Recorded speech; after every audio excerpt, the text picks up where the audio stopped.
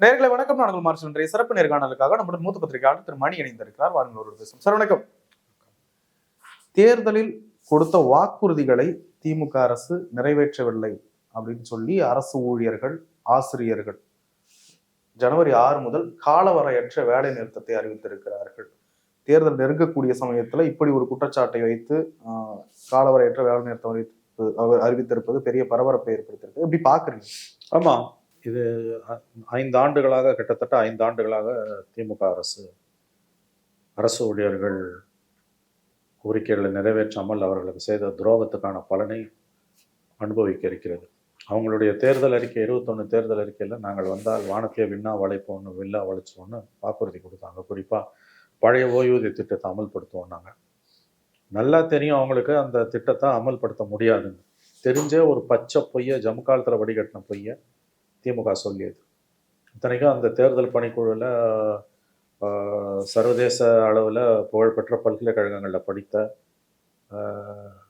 PTR Palanivel Thiagarajan போன்ற படிப்பாளிகள், படுத்த அனுபவம் கொண்ட நாடாளுமன்ற அனுபவம் கொண்ட டிஆர் பாலு மாதிரியான நாடாளுமன்றவாதிகள், அப்புறம் திமுகவுடைய முன்னணி தலைவர்கள், அதாவது நிர்வாகம்னா என்னன்னு தெரிந்த, மாநிலத்தின் நிதிநிலை அறிந்தவர்கள் எல்லாம் உறுப்பினராக இருந்தாங்க. அந்த குழு அந்த தேர்தல் அறிக்கையை கொடுத்து இப்போ நாங்கள் இப்போ ஆட்சிக்கு வந்தோம்னா பழைய ஓய்வூதிய திட்டத்தை அமல்படுத்தோம்னு சொல்லிட்டு ஆட்சிக்கு வந்த 3 மாதத்தில் அந்த குழுவில் உறுப்பினராக இருந்த பிடிஆர் பழனிவேல் தியாகராஜன் ஆகஸ்ட் மாதம், மே மாதம் ஆட்சிக்கு வராங்க, ஆகஸ்ட் மாதம் வெளிப்படையாக அறிவித்தார் பழைய ஓய்வூதிய திட்டத்தை அமல்படுத்த முடியாது, அதுக்கு வாய்ப்பே இல்லை. அவர் தான் அந்த குழுவில் முக்கியமான உறுப்பினர். ஸோ இதெல்லாம் இவர்கள் எத்தகைய மனிதர்கள் என்ற ஐயத்தை தான் நமக்கு எழுப்புது. பெரிய படிப்பாளி, சர்வதேச அளவில் பல்கலைக்கழகங்களை படித்தவர், தனிப்பட்ட முறையில் நேர்மையாளர்கள்லாம் அவரை சொல்கிறாங்க. நானும் அவர் மீது எனக்கு மரியாதை உண்டு. ஆனால் அவர் செய்த அந்த ஒரு காரியம் 21 ஆகஸ்டில் அவர் சொன்ன அந்த வார்த்தை பெரிய அளவில் விமர்சனத்துக்கு இல்லாமல் கடந்து போச்சு. ஏன்னா அன்றைக்கி முழுக்க முழுக்க திமுக எடப்பாடியோட ஆட்சி, அதனுடைய அவலங்கள், இதுலேருந்து முழுவதும் மாநிலம் மீண்டு வரவில்லை. கூட்டணி கட்சிகள் எல்லாம் திமுகவோட தொங்கு சதைகளாக மாறி போயின காலகட்டம் அன்றும் இன்றும். அப்பயே பிடிச்சி கேள்வி கேட்டிருக்குன்னு விட்டுட்டாங்க. இன்னைக்கு அதே மறுபடியும் 26 தேர்தலுக்கு ஒரு தேர்தல் அறிக்கை போடுவோம், அதில் அதே பிடிஆரும் உறுப்பினரும். அது ஒரு பக்கம் இருக்கட்டும். இந்த பேச்சுவார்த்தை இது வரைக்கும் பல தடவை பேச்சுவார்த்தை நடத்திட்டாங்க. ககன்தீப் சிங் பேடி தலைமையில் பழைய ஓய்வூதிய திட்டத்தை செய்யலாமா வேணாமான்னு ஆய்வதற்கு குழுவை போட்டாங்க. அந்த குழு தான் அறிக்கையும் கொடுத்துச்சு. ஏற்கனவே எடப்பாடி ஒரு குழுவை போட்டார், ஜெயலலிதா ஒரு குழுவை போட்டாங்க, அப்புறம் எடப்பாடி போட்டார். இவங்களும் அந்த குழுவை போட்டு அந்த குழு அறிக்கையை கொடுத்துச்சு. ஆனால் ஒரு நடவடிக்கை எடுக்கல. பல நாள் பல முறை போராடி அவங்க இன்றைக்கு காலவரையற்ற வேலை நிறுத்தம் ஜனவரி முதல் வாரத்திலேருந்து அறிவித்த பிறகு பேச்சுவார்த்தையை கவர்மெண்ட்டுக்கு கூப்பிடுது. இந்த பேச்சுவார்த்தைக்கு கவர்மெண்ட் கூப்பிடும்போது எந்த அளவுக்கு அவர்கள் இழிவுபடுத்தப்பட்டிருக்கிறார்கள்னா, அதிகாரப்பூர்வமான சங்கங்களை தாண்டி அதிகாரப்பூர்வமற்ற சங்கங்களையும் உள்ள அழைச்சி அந்த பேச்சுவார்த்தையே ஒரே கூச்சலும் குழப்பமாக நடந்திருக்கு. ஆளாளுக்கு பேசியிருக்காங்க. திட்டமிட்ட அரசு அங்கீகரிக்கப்பட்ட சங்கங்களை தாண்டி அங்கீகரிக்கப்படாத சங்கங்களை உள்ள அழைத்து, இது வழக்கமாக எல்லா அரசுகளும் செய்யக்கூடிய தந்திரம், தொழிலாளர்களோட ஒற்றுமையை உடைப்பதற்கு இவங்க உள்ள முண்டி அடிச்சுட்டு போயிருக்காங்க. ஜெக்டோ ஜீவோ அவங்க கோரிக்கை என்ன சொல்லுங்க, இப்படியா நடத்துவீங்க நீங்க? இதில் அங்கீகரிக்கப்படாத சங்கங்கள், அரசாங்கத்துக்கு ஜால்ரா போட சங்கங்கள்லாம் கூட்டமாக உள்ள உட்காந்துருக்காங்க. கோரிக்கை என்னன்னு கேட்குறாங்களா? உங்கள் கோரிக்கை என்னன்னு கேட்குறாங்க. மலர்ல அந்த சென்டென்ஸை படித்தாலே தெரியும். அரசு ஊழியர்கள், ஆசிரியர்கள் இயக்கங்களை பேச்சுக்கு அழைத்த அமைச்சர் குழுவினர் உங்கள் கோரிக்கைகளை சொல்லுங்கள் என கருத்து கேட்பு கூட்டமாக நடத்தினர். இதை கண்டிக்கிறோம். கருத்து கேட்பு கூட்டமாக நடத்திட்டான். இது பேச்சுவார்த்தையை கருத்து கூட்டமாக நடத்தினதுன்றது ஊழியர்களை இழிவுபடுத்தக்கூடிய வேலை. 1.5 லட்சம் அரசு ஊழியர்களை வேலையை விட்டுற ஜெயலலிதா 2003 நீக்கி மிகப்பெரிய துரோகத்தை இழைத்த பொழுது அதில் 55 பேர் செத்தே போனாங்க. அதில் அந்த நீக்கப்பட்ட பிறகு கிட்டத்தட்ட 8-9 மாதங்கள் பொறுத்தும் எல்லாரையும் அவங்க அம்மா உச்சநீதிமன்ற உத்தரவுக்கு பிறகு பணியில் நியமித்தாங்க. அப்படியும் அவர் அதற்கான விலையை அடுத்த மக்களவைத் தேர்தலில் கொடுத்தா 40 ஆச்சு. அன்னைக்கு இந்த அரசு ஊழியர்களுக்காக வரிந்து கட்டி கொண்டு களத்துக்கு வந்த திமுக இன்னைக்கு ஜெயலலிதா ஆட்சியில் செய்த அதே துரோகத்தை தான் அரசு ஊழியர்களுக்கு செய்து கொண்டிருக்கிறது. நீங்கள் 2021 தேர்தல் அறிக்கையில் கொடுத்த பல வாக்குறுதிகள் தான் இன்றைக்கி திமுகவுக்கு யமனா அவங்க முன்னால் நின்றுட்டு இருக்கு. குறிப்பாக அரசு ஊழியர்களுக்கு அவர்கள் கொடுத்த வாக்குறுதிகளும் செய்த துரோகங்களும் கொஞ்சம் நஞ்சம் அல்ல. அவங்க கரெக்டாக சொல்கிறாங்க, நீங்கள் பேச்சுவார்த்தைக்கு அழைச்சிட்டு அதை கருத்து கேட்பு கூட்டமாக மாற்றுறீங்க. அங்கீகரிக்கப்பட்ட யூனியன்ஸை தாண்டி அங்கீகரிக்கப்படாத மற்றும் அரசுக்கு ஜால்ரா போடக்கூடிய யூனியன்களை பேச்சுவார்த்தைக்கு அழைத்து பேச்சுவார்த்தையை கருத்து கேட்டு கூட்டமாக மாற்றுறது. பேச்சுவார்த்தைனா திட்டமிட்ட ஒரு 3-4 யூனியன்ஸ் இருக்கும். குறிப்பிட்ட தலைவர்கள் இருப்பாங்க. அரசு தரப்புல பேச்சுவார்த்தை நடக்கும், பல மணி நேரம் நடக்கும், சில உடன்பாடுகள் எட்டப்படும், சில சமயம் உடன்பாடு எட்டப்படாமல் வேலை நிறுத்தத்துக்கு போவாங்க, அதுக்கு பிறகு இறங்கி வருவாங்க. அதெல்லாம் சகஜம், காலகாலமா எல்லா அரசுகளிலும் நடப்பது. பேச்சுவார்த்தைக்கு அழைச்சிட்டு பேச்சுவார்த்தையை கருத்து கேட்டு கூட்டமா மாத்திருக்காங்க. எப்ப ஏற்பட்ட துரோகம் இது? இதை கேட்க நாதி இல்லை. திமுகவோட தொங்கு சதையா மாறி போன 2 கம்யூனிஸ்டுகளும் முகத்தை எங்கே கொண்டு போய் வைத்துக் கொண்டிருக்கிறார்கள் என்று தெரியவில்லை. இது எவ்வளவு பெரிய துரோகங்க. நீங்க கொடுத்த வாக்குறுதி ஏன் நிறைவேற்றல? கம்யூனிஸ்டுகள் இதுக்காக நின்றுக்கணும்ல. எங்க நிப்பாங்க அவங்க? கொடுக்குற 2 சீட்டுக்கு 4 சீட்டுக்கு 6 சீட்டுக்கு அவங்க வந்து கொள்கைகளை வித்துட்டு தான் அங்க போய் நிக்கிறாங்க. சொன்னா தோழர்களுக்கு கோபம் வரும். அது சாம்சங் பிரச்சனையா இருக்கட்டும், போக்குவரத்து தொழிலாளர் சாம்சங் பிரச்சனை, அரசு ஊழியர் போக்குவரத்து தொழிலாளர் பிரச்சனையா இருக்கட்டும், மின்வாரிய பிரச்சனையா இருக்கட்டும், எதுவா இருக்கட்டும், இன்னைக்கு வந்து அரசு ஊழியர்களை வந்து இந்த அளவுக்கு மோசமா கேவலமா இழிவா அரசு நடத்துது. ரொம்ப அழகா தினமலர்ல எழுதியிருக்காங்க. பேச்சுவார்த்தைக்கு அழைச்ச கூட்டம் கருத்து கேட்டு கூட்டமா மாறுது. 10ஓட 1 14 கோஷ்டி காணமா நீங்களும் வாங்க உங்க கோரிக்கை நான் சொல்லுகிறேன். என் பேருக்கு கோரிக்கை என்ன உனக்கு தெரியாதா? இதை விட கேவலமாக அரசு ஊழியர்களை ஜெயலலிதா கூட இப்படி இழிவாக நடத்தியதில்லை. தேர்தல்கள் இன்னும் 3 மாதங்கள் இருக்கக்கூடிய நிலைமையில் அரசு இப்படி நடந்து கொள்கிறது. அவர்கள் ஜனவரி 6ஆம் தேதியிலிருந்து காலவரையற்ற உண்ணாவிரதம் என்று காலவரையற்ற வேலை நிறுத்தம் என்று சொல்கிறார்கள். அந்த வேலை நிறுத்தம் நடக்குமா நடக்காதான் நமக்கு தெரியாது. அரசு வேலை நிறுத்தத்தை உடைக்கும். போட்டி சங்கங்களை வைத்து வேலைக்கு சிலர் போவார்கள், சிலர் போகாமல் இருப்பார்கள். போகாதவர்கள் மீது நடவடிக்கை பாயும். அவர்கள் கண்டிப்பாக வந்து இந்த வேலை நிறுத்தத்தை எப்படியாவது முடிவுக்கு நடத்த விடாமல் தடுக்க அரசு எல்லா முயற்சிகளையும் எடுக்கும். ஆனால் நிச்சயமா இந்த அரசு ஊழியர்கள் கிட்டத்தட்ட 16 லட்சம் அரசு ஊழியர்கள், ஓய்வு பெற்ற அரசு ஓய்வூதியதாரர்கள் எல்லாம் சேர்த்திங்கன்னா கிட்டத்தட்ட ஒரு 25 லட்சம் பேராவது இருப்பாங்க எனக்கு தெரிஞ்சு. அதுக்கு மேலேயே இருக்கும். ஒரு குடும்பத்துக்கு 4 ஓட்டுனா கூட 1 கோடி ஓட்டு இருக்குது. இலவசங்கள்ல அள்ளி வீசுறதுல காட்டுற கவனத்தை உழைக்கிறவனுக்கு கொடுக்கறதுக்கு இந்த அரசுக்கு ஏன் மனம் வரல? 1000 ரூபாய் 1500 ரூபாவை மாற்றலாமா? அதில் பலநாளிகள் எண்ணிக்கை 1 கோடியே 17 லட்சமா மாற்றலாமான்னு தானே யோசிக்கிறீங்களே ஒழிய உழைச்சவனுக்கான ஊதியத்தை கொடுக்க இந்த அரசு வந்து ஏன் தாங்க? இது பணம் இல்லை கஜானால. அது காரணம் நீங்க அளவில்லாமல் அள்ளி விடுகிற இலவசங்களும் ஊழலும். அது 2 தான் காரணம். இன்னைக்கு இது நியாயமா உங்களுக்கு போய் சேரும்? இது நியாயமா உங்களுக்கு போக வேண்டியதானே சார்? மகளிர் உதவித்தொகை என்பது நிச்சயமாக வந்து எல்லா அரசாங்கங்களின் கஜானாவையும் இன்று சூறையாடி கொண்டிருக்கிறது. நம்ம மதிய உணவு திட்டத்தை எதிர்க்கல, காலை மதிய உணவு திட்டம் ஸ்டாலின் கொண்டு வந்தது அற்புதமான திட்டம், அதை எதிர்க்கல. விடியல் பயணத்தை எதிர்க்கல, லேப்டாப் எதிர்க்கல, சைக்கிள்ஸ் எதிர்க்கல. ஆனா இந்த 1000 ரூபான்றது எப்படி? எத்தனை ஓய்வூதியம் கொடுக்கறது வேற, நல்லா ஞாபகம் வச்சுக்கோங்க. முதியோர் ஓய்வூதியத்தை ஒழிச்சுட்டு இதெல்லாம் நீங்க பண்றீங்க. நீங்க எவ்வளவு பேர் அந்த பலனாளிகளை கட் பண்ணிட்டீங்க. இதே முதியோர் ஓய்வூதியமா 1000 ரூபாய் கொடுத்தீங்கன்னா யாரும் கேட்க மாட்டாங்க. ஏன்னா அது சமுதாயத்துக்கான ஒரு சேஃப்டி நெட். எல்லா நாடுகள்லையும் அது இருக்குது, பெரும்பாலான நாடுகள் இருக்கு. ஆனா இந்த 1000 ரூபான்றது எதுக்கு கொடுக்குறீங்க நீங்க? இது அப்பட்டமான கையூட்டு தானே. தகுதி வாய்ந்தவங்களுக்கு தானே. என்ன தகுதி? அந்த 1000 ரூபாய்க்கான ரிட்டர்ன் என்ன? ஒன்று ஞாபகம் வச்சுக்கோங்க. ஓல்டேஜ் பென்ஷன் வேற, இந்த 1000 ரூபாய் வேற. ஓல்டேஜ் பென்ஷன்றது வேலை செய்ய முடியாதவர்கள், கஷ்டப்படுகிறவர்கள், அவர்களுக்கானது. அது வேற, இது வேற. நன்றாக நினைவில் வைத்துக் கொள்ளுங்கள்.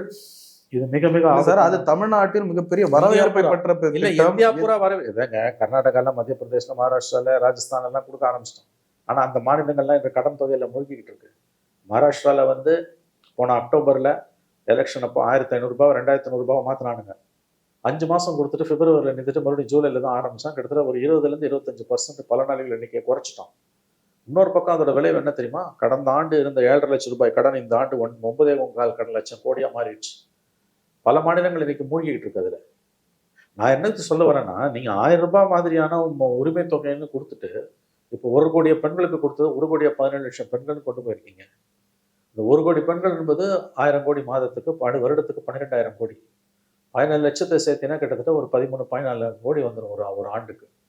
5 ஆண்டுகளுக்கு எவ்வளவு வருது? கிட்டத்தட்ட 70,000 கோடிக்கு மேல வருது. இதெல்லாம் தான் அரசு ஊழியர்களுக்கான பணம், ஆசிரியர்களுக்கான பணம். இப்போ செவிலியர்கள் பிரச்சனை பாருங்க. 5 நாளா செவிலியர்கள் போராட்டம்.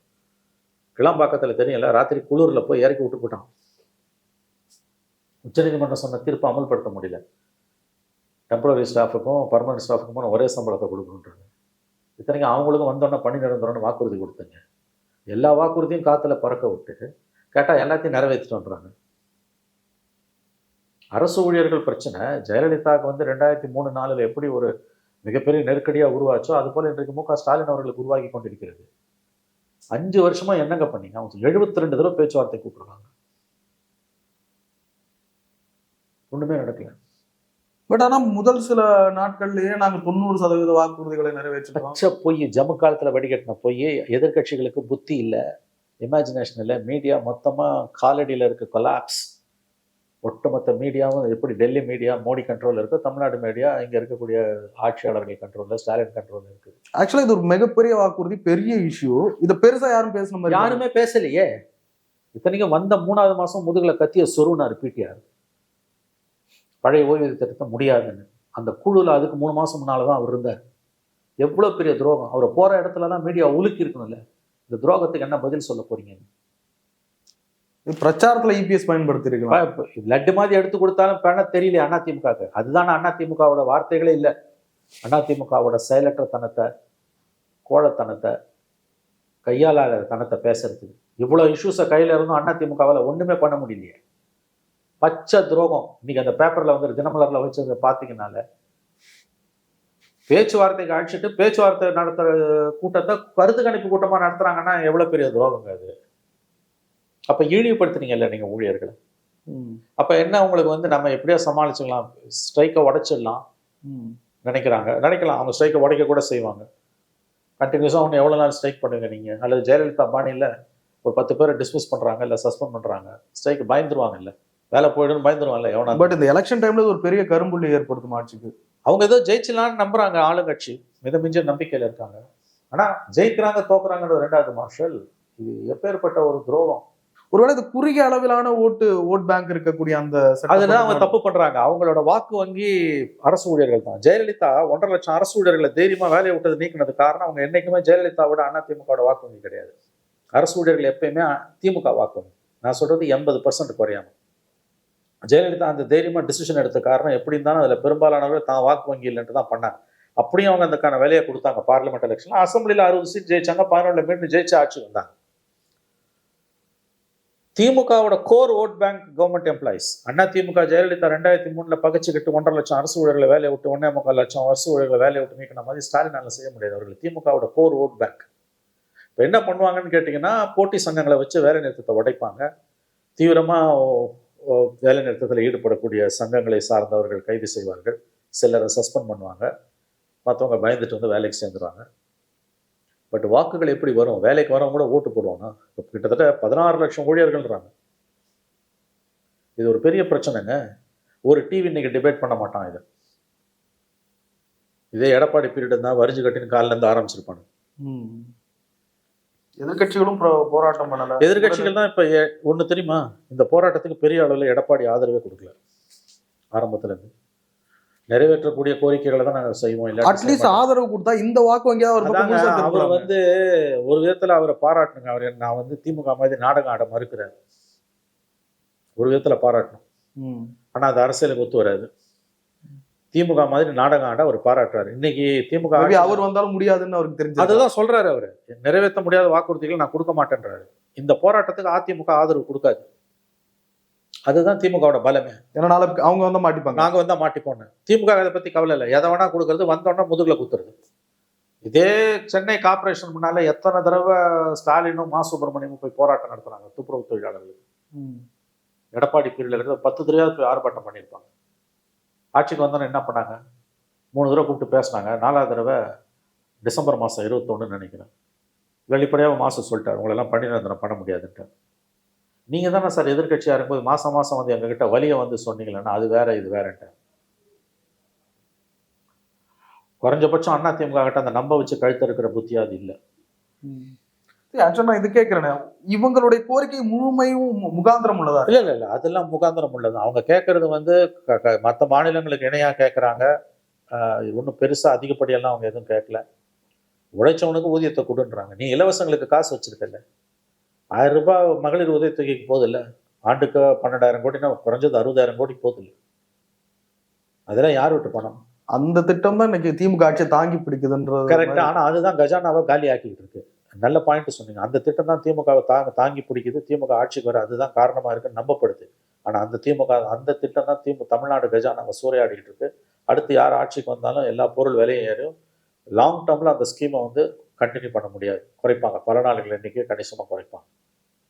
இது ஆச்சு. இப்போ பொங்கலுக்கு 3000 ரூபாய் கொடுக்க போறான்றாங்க. 2 கோடி அரிசி கார்டுக்கு 3000 ரூபாய்னா 6000 கோடி. இருக்கிற நிதி சுமையில் உங்ககிட்ட எங்கே பணம் இருக்குது, கடனை வாங்கி கொடுப்பாங்க.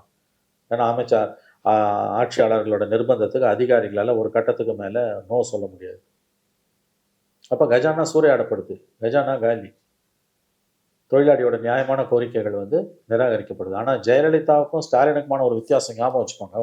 1.25 லட்சம் அரசு ஊழியர்களை தைரியமாக ஜெயலலிதாவால் டிஸ்மிஸ் பண்ண முடிஞ்சுது. ஏன்னா அவங்க பாரம்பரிய திமுக வாக்கு வங்கி. அதனால தான் ஜெயலலிதா அந்த முடிவு எடுத்தாங்க. இவர்கள் பாரம்பரிய ஸ்டாலினுக்கு இது பெரிய நெருக்கடியாக, இவர்கள் பாரம்பரிய திமுக வாக்கு வங்கி, அதிமுக வாக்கு வங்கி அல்ல.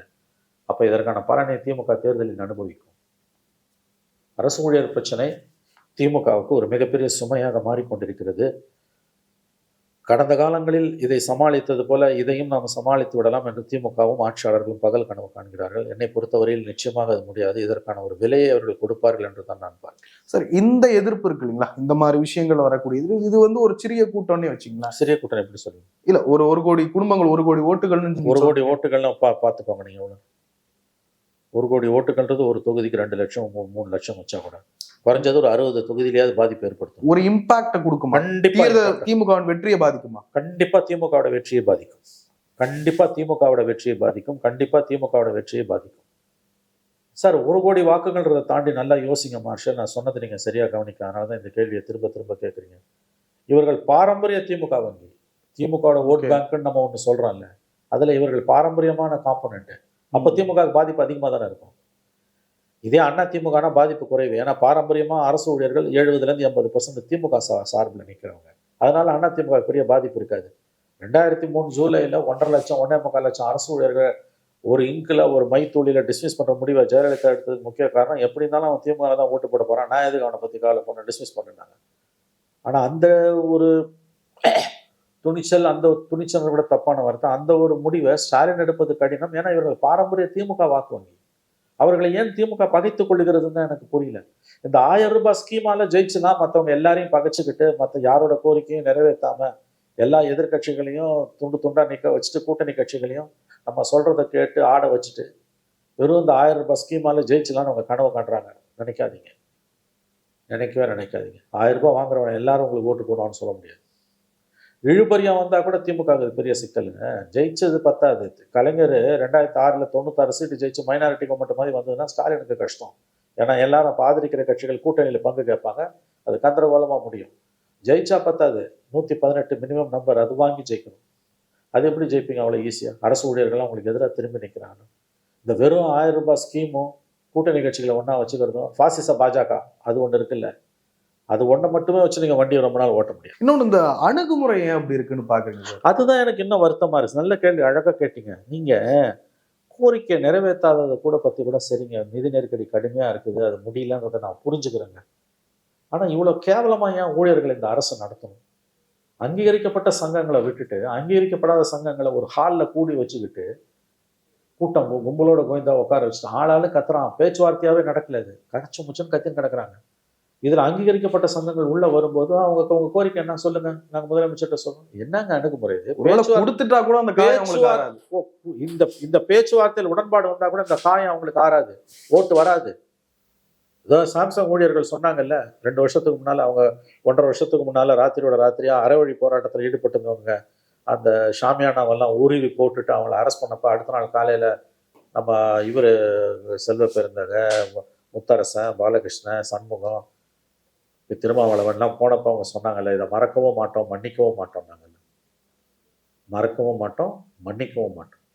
சிபிஎம் சிபிஐ திமுக தேர்தல் உடன்பாடு வரும், ஆனால் எல்லா கம்யூனிஸ்ட் ஓட்டும் திமுக நிற்கிற தொகுதியில் அங்கே போகணும்னு எதிர்பார்க்காதீங்க. காயப்பட்டிருக்கான் உள்ள. அதே தான் அரசு ஊழியர்கள். நல்லா கேட்டீங்க, அதை இப்படியா நடத்தணும்? எதுக்கு நீங்கள் அவங்களை காயப்படுத்துறீங்க? பேச்சுவார்த்தையை கருத்து கேட்பு கூட்டமாக நீ எப்படி மாற்றுவ? அது எவ்வளோ பெரிய ஒரு நக்கல் பண்ற மாதிரி. நக்கல் தானங்க இது. அதிமுக பேசல புரிஞ்சுக்க முடியுது. மற்ற எதிர்கட்சிகள் புதுசா வந்திருக்க விஜய் 2 இடது விஜய் கிட்ட எல்லாம் ஏங்க இப்ப போறீங்க? உலகத்துல எல்லா பிரச்சனையும் விஜய் கிட்ட போய் அவர் குரல் கொடுத்தா இன்னைக்கு பெரிய அளவுல பேசப்படுங்க. அது அப்புறம் வரட்டும். ஒரு 2 கம்யூனிஸ்டுங்க என்ன பண்றாங்க? 2 இடதுசாரிகளும் இந்த பேப்பர்ல காலையில் வந்துடுச்சு, இந்த நியூஸ் வந்துடுச்சு. ஏன் 2 கம்யூனிஸ்டுகளும் வாய் திறக்கல, காங்கிரஸையும் வாய் திறக்கல? 16 லட்சம் அரசு ஊழியர்களுங்க, மாநில நிர்வாகத்தின் முதுகெலும்பு. எடப்பாடி பேரில் வரிஞ்சு கட்டிக்கிட்டு போய் எத்தனை வாக்குறுதிகளை கொடுத்தீங்க? ஆகவே இவர்கள் நினைத்து கொண்டிருக்கிறார்கள் இந்த 1,17,00,000 பெண்களுக்கு கொடுக்கக்கூடிய அந்த 1000 ரூபாய் ஸ்கீம் அது ஒன்று மட்டும் நம்மளை கரையேற்றி விடும் என்று கருதி கொண்டிருக்கிறார்கள், கனவு காண்கிறார்கள். வெற்றி பெற்றால் மட்டும் போதாது, 118 சீட் வாங்கி ஜெயிக்கணும். சரி, இந்த ஒரு கரும்புலி, இந்த ஒரு பிரச்சனை தான் நிறைவேற்றப்படாத வாக்குறுதியா இருக்கா? இது போன்று நிறைய இருக்கு. குறிப்பா அரசு ஊழியர்களுக்கு இது பழைய ஓய்வூதிய திட்டத்தை தாண்டி 3.5 லட்சம் அரசு ஊழியர் பணியிடங்கள் நிரப்பப்படுது. ரெண்டாவது வந்து பணி நிரந்தரம் கேடு லட்சக்கணக்கில் போராடிட்டு இருக்காங்க. ஆசிரியர்கள் வந்து 12,000 அரசு ஊழியர்கள் வந்து பணி நிரந்தரம் கோரி போராடிட்டு இருக்காங்க. வழக்கம் போல எதிர்கட்சியா இருக்கும்போது வாக்குறுதி, தேர்தல் வாக்குறுதி 21 நாங்கள் வந்தோன்னா 12,000 அரசு ஊழியர்களையும் டெம்பரவரியா இருக்கவங்கள பர்மனெண்ட் ஆக்குவாங்க. எல்லாம் காத்துல பறக்குது. கௌரவ விரிவுரையாளர்கள் 150 அரசு கலைக்கல்லூரிகளில் வந்து 90% டெம்பரவரி ஸ்டாஃப், 90%, 10% தான் UGC scale, 90% temporary staff MSc PhD, MA PhD, MCom PhD. Morning ஷிஃப்ட்ல காலேஜில் 10,000 ரூபாய் சம்பளத்துக்கு வேலை, மத்தியான ஷிஃப்ட்ல ஜொமேட்டோல வண்டி ஓட்டுறது, மத்தியான ஷிஃப்ட்ல காலேஜில் தூய்மை பணியாளர்களுக்கான சேலரி. ஆமா, மத்தியானத்துல காலேஜில் கிளாஸ் எடுக்கிறது, காலையில பெட்ரோல் பங்க்ல வேலை. யாரு? MA PhD, MSc PhD, MCom PhD. இதுதான் உங்க உயர்கல்வியோட லட்சணம். இதெல்லாம் காட்டாதா எலெக்ஷன்ல? நான் கேட்குறேன். இது எல்லாத்தையும் எக்ஸ்ப்ளாய்ட் பண்றதுக்கு எடப்பாடியால முடியல. இல்ல, புரிஞ்சுக்க முடியல சார். இது வந்து செய்ய முடியாததுக்கான காரணம் முறையான செய்ய முடியுமா? இல்ல, படிப்படியா செய்ய வாய்ப்பு இருக்கு. அதுக்கு வந்து நிதி மேலாண்மையை மேம்படுத்தணும். இல்ல, அதுக்கான முயற்சியாவது எடுக்கிறாங்களா? ஒரு முயற்சியும் எடுக்கல. இன்னைக்கு வந்தது அன்னன்னைக்கு வர்றது, அன்னன்னைக்கு எல்லாம் கட்டணும், அன்னன்னைக்கு போயிடணும். இப்ப அவங்க வந்தா என்ன நடக்கும்னு ஒரு கேள்வி கேட்கணும். சரிங்க, இவ்வளவு பேசுறீங்க, ஒருவேளை 16, 26 ஜூன், மே மாசம் ஆட்சி மாற்றம் வருது, எடப்பாடி வந்தா இதே தான் ஸ்டாலின் சேர் தான் செய்வார். ஏன்னா அவர் தான் இந்த போராட்டத்துக்குள்ள இப்ப ஆதரவே கொடுக்க மாட்டேங்கிறார். இப்போ ஜாக்டோ ஜியோ அறிவிச்சிட்டான், ஜனவரி 6ல இருந்து காலவரையற்ற வேலை நிறுத்தம். அரசு ஊழியர்கள், ஆசிரியர்கள் 16 லட்சம் பேர் தமிழ்நாடு பூரா. ஒரு எதிர்கட்சியா எடப்பாடிக்கு இதோட ரியாக்ஷன் என்ன? கருத்து இல்ல. இதே ஸ்டாலின் தான் நிபந்தனையற்ற ஆதரவுன்னுவாரு. எடப்பாடி என்ன சொல்றாரு? சைலண்டா இருக்காரு. மைக்க போட்டு கேளுங்க, குழான்வாரு. ரொம்ப நோண்டி கேட்டீங்கன்னா அதெல்லாம் வந்து நிதிநிலையை பொறுத்து தான் முடிவு செய்யணுன்றது. அவங்க அறிக்கையில இதை பத்தி எதுவுமே இருக்காது. அப்ப யார் வந்தாலும் இதுதான் டிசிஷன் வருது. ஆனா குறைஞ்சபட்சம் அவங்களாவது பொய் வாக்குறுதி கொடுக்காம இருக்காங்க. நீ வாக்குறுதி கொடுத்து ஏமாத்தி ஓட்ட வாங்கினீங்க, இவ்வளவு கேவலமா எதுக்கு அரசு ஊழியர்களை நடத்தணும்? கோரிக்கை நிறைவேற்றாம போறது ரெண்டாவதுங்க, அவங்களை கண்ணியமாவது நடத்தணும். இல்லை தர்ம தரிசனம் மாதிரி எல்லாரும் வாங்க வாங்கன்னு பேச்சுவார்த்தையை கருத்து கேட்பு கூட்டமா மாத்துறீங்கன்னா யூனியன்ஸ், ஊழியர் சங்கங்கள் கடும் கொந்தளிப்புக்குள்ளாவார்கள். சார், நிறைய விஷயங்கள் பகிர்ந்து ரொம்ப நன்றி.